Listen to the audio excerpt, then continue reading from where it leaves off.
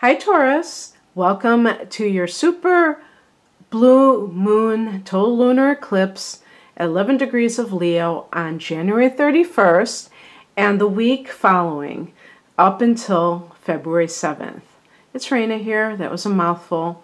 So what I'm going to be doing is, as a matter of fact, let me just shuffle the cards right now. I'm going to be picking a couple of cards for this particular event with the blue moon lunar eclipse. Also, they say something about a blood moon. So the color that it's going to be is actually, I think, rust colored and not blue, obviously. Blue moons are just the second full moon in 1 month. So I don't know how many people are actually going to be able to see this actual event. I think if you live in the Western United States, you have a good chance, but I'm in the Midwest, so I'm not sure what's up with that. But anyway, this particular event, transit or eclipse in Leo for you, Taurus, is in your fourth house of home and family. So there could be something that comes up, comes to your awareness regarding where you live. For some people, they may be selling their house, and that's it. Don't look at that date, but the months that follow could be when it actually occurs. And so it's like you're done with a certain area, you're done with a certain dwelling, and you're ready to move on. For others, this can be a time of maybe even expanding a house. You may decide to put an addition, because it's a culmination. So if you've been saving money to be able to build an addition or something like that, your dreams may be coming true on that front. And yeah, I mean, I could even see some people adding to their families as well. Something may come up very strongly where you find out something about your family of origin that maybe was hidden. Sometimes full moons can bring secrets out, and the lunar eclipse is a very powerful full moon, so this could be quite the revelation that has to do with your whole life and what you've always believed was true about your childhood and your family. And it may be a mind blower, who knows? So it can manifest in different ways. So I am going to be picking a card from an oracle card from the Keepers of the Light, in addition to a traditional Rider-Waite tarot card for this lunar eclipse, and then a simple 3-card spread from the Morgan Greer tarot deck. Oh, interesting. From the Keepers of the Light, I got Saint Germain Karma Releasing. Move beyond drama. Create your own path. Make room for good energy. Okay, and now let's pick a card from the Rider-Waite deck. Interesting, Justice. So it is possible, that that there's something involving estate matters, probate, because you have had some energy in the past in this sector. Saturn was in your 8th house for a few years, and so there may have been some kind of lesson that had to be learned about resources other than your own. And maybe some of you are getting divorced, and this has nothing to do with a transit perhaps, but it's just you feeling like you want this decision to be the start of a new phase in your life, or it could be any kind of an issue of fairness arising in your life. And what does that mean for you? The sign Libra is connected to the Justice card, in case that's somebody that is near and dear to your heart. So along with the Justice card, let's look at what Saint Germain represents.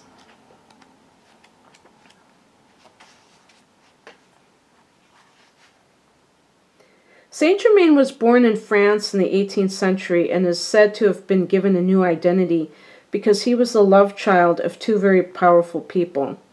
He was well educated and able to rub shoulders with royalty. He was also deeply interested in magic, alchemy, and the cosmos, and able to perform real-life miracles and turn lead into gold. Now he helps us move beyond social limitations to connect with the right people for the highest good. He's still a master alchemist and able to help us turn whatever is leaden in our life into something that is golden. His twin flame is Lady Portia, and he is the keeper of the violet flame, the powerful etheric retreat where we can release karma. Karma is the spiritual law of cause and effect. We experience many levels of karma. Some we inherit from our family, and some from the people we keep helping out of the problems they keep creating. Saint Germain is here now to clear your energy so you no longer have the weight of the world or your loved one's world on your shoulders. Be aware that an old pattern is leaving your life and creating space for something more loving to enter. Visualize yourself surrounded by a fiery violet cloak to release all the karma you no longer need. That's very interesting. I really resonated with that card, and I have Taurus rising, so hopefully some of you got something out of that. And by the way, I just wanted to reiterate with the Justice card, I would say specifically matters concerning the eclipse. So, fourth house issues, maybe some kind of a legal issue that has to do with your family. The fourth house is also the house of the mother. Sometimes they say the father, but that just doesn't even make sense. So, okay. This is that's a card of like a judge or something.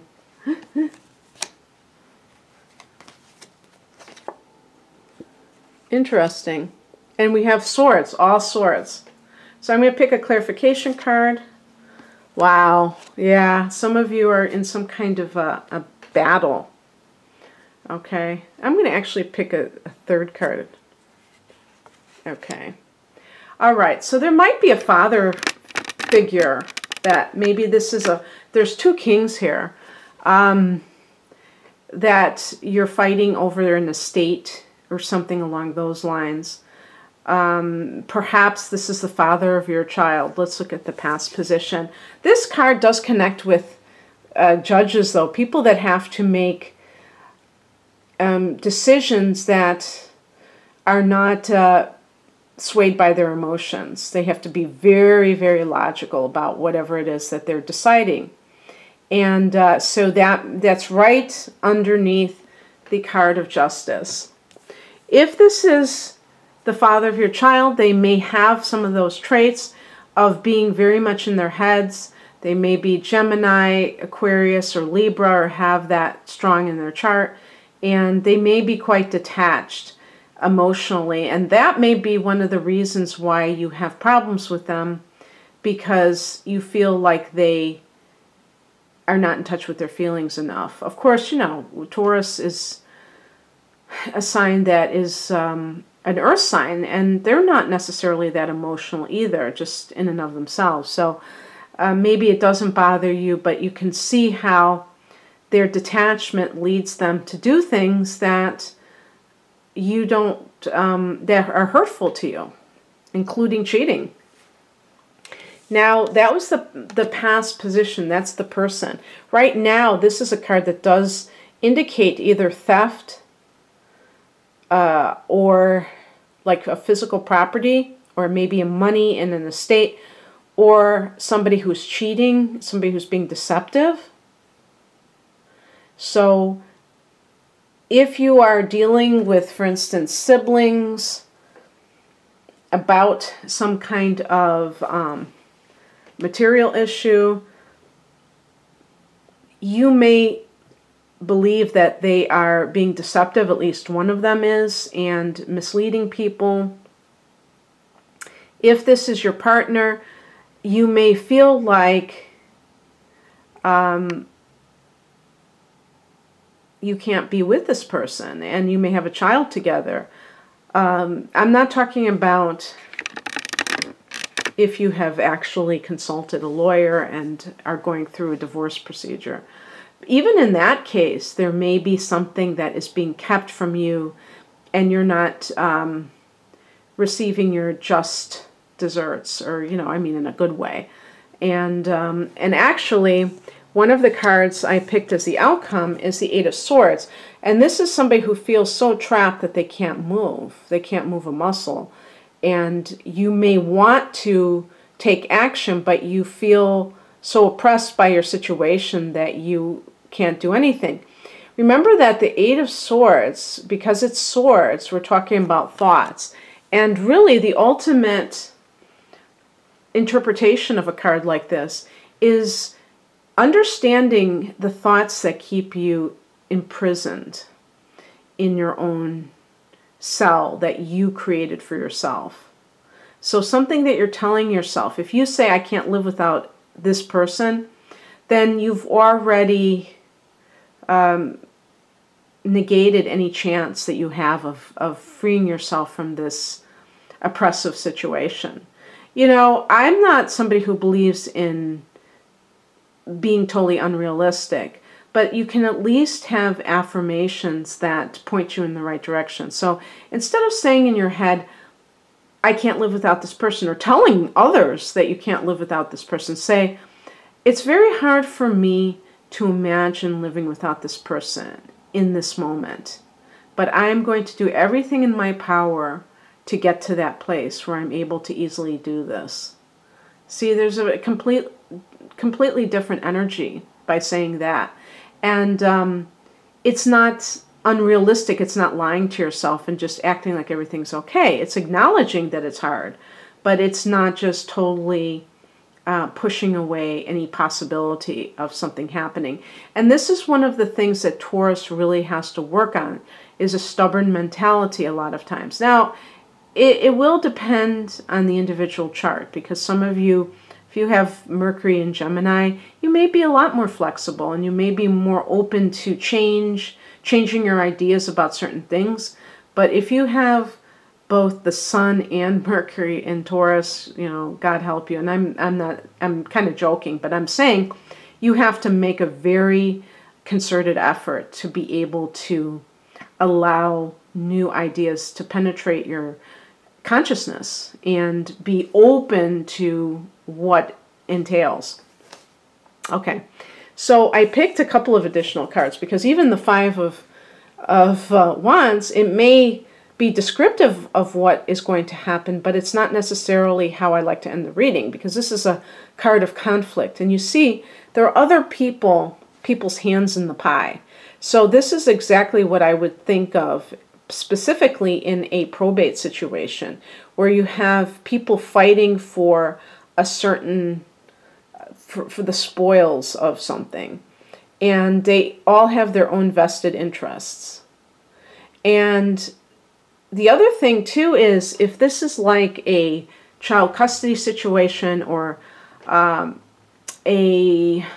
would say particularly that, but even like a divorce proceeding, the person that you are